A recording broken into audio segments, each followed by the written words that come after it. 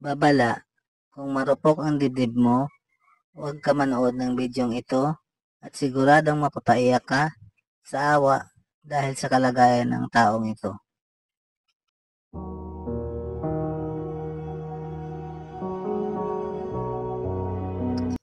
Makikita sa bidyong ito ang isang taong hirap na sa pagluto ng kanyang pagkain.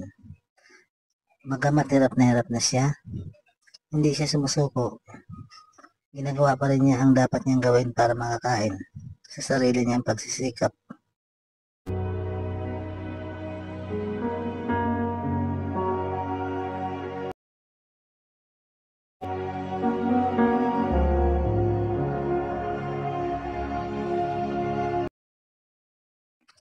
Bagamat hirap na hirap siya sa kanyang pagkilos, hindi niya inaasa sa ibang tao ang kanyang kakainin.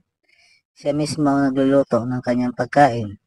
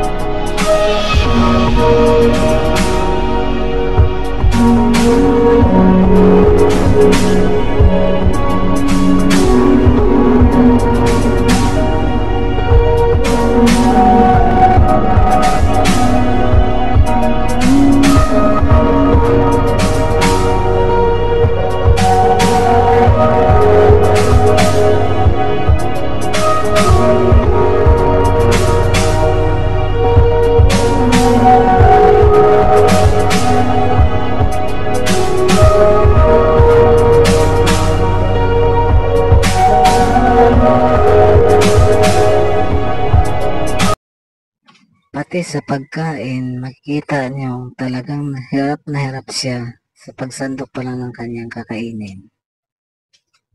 Pero kahit ganun, kahirap ang buhay, hindi siya sumusuko. Sinusubukan niya pa rin mamuhay ng normal.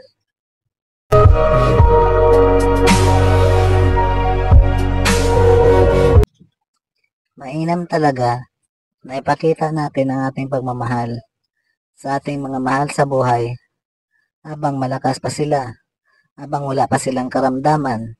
Katulad ng mapapanood nyo sa susunod na video kung saan ipinapakita ng kanilang mga anak ang kanilang pagmamahal sa kanilang mga magulang.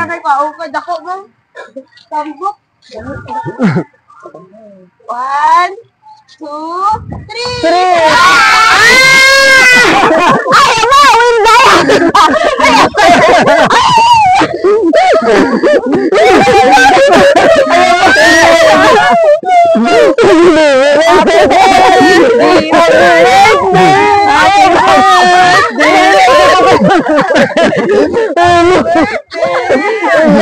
Ako ka nung dumari. Ay, ala, nagluwa-luwa si Papa.